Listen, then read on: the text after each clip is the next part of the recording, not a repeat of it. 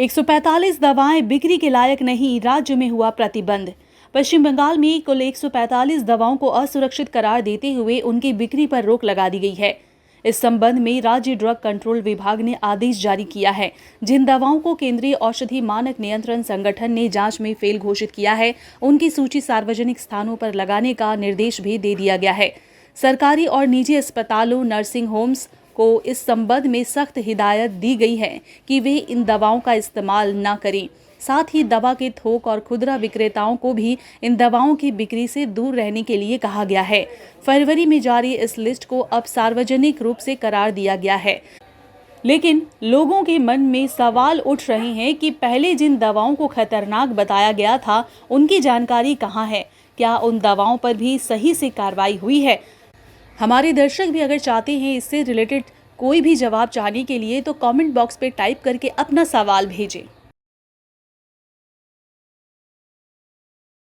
145 दवाएं बिक्री के लायक नहीं, राज्य में हुआ प्रतिबंध। पश्चिम बंगाल में कुल 145 दवाओं को असुरक्षित करार देते हुए उनकी बिक्री पर रोक लगा दी गई है। इस संबंध में राज्य ड्रग कंट्रोल विभाग ने आदेश जारी किया है। जिन दवाओं को केंद्रीय औषधि मानक नियंत्रण संगठन ने जांच में फेल घोषित किया है, उनकी सूची सार्वजनिक स्थानों पर लगाने का निर्देश भी दे दिया गया है। सरकारी और निजी अस्पतालों, नर्सिंग होम्स को इस संबंध में सख्त हिदायत दी गई है कि वे इन दवाओं का इस्तेमाल न करें। साथ ही दवा के थोक और खुदरा विक्रेताओं को भी इन दवाओं की बिक्री से दूर रहने के लिए कहा गया है।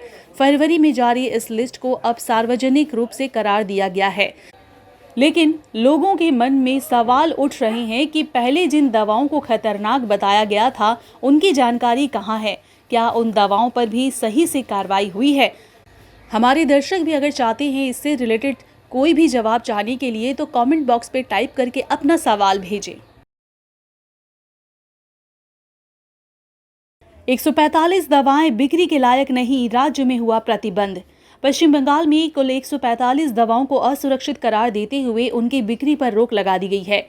इस संबंध में राज्य ड्रग कंट्रोल विभाग ने आदेश जारी किया है। जिन दवाओं को केंद्रीय औषधि मानक नियंत्रण संगठन ने जांच में फेल घोषित किया है, उनकी सूची सार्वजनिक स्थानों पर लगाने का निर्देश भी दे दिया गया है। सरकारी और निजी अस्पतालों, नर्सिंग होम्स को इस संबंध में सख्त हिदायत दी गई है कि वे इन दवाओं का इस्तेमाल न करें। साथ ही दवा के थोक और खुदरा विक्रेताओं को भी इन दवाओं की बिक्री से दूर रहने के लिए कहा गया है। फरवरी में जारी इस लिस्ट को अब सार्वजनिक रूप से करार दिया गया है।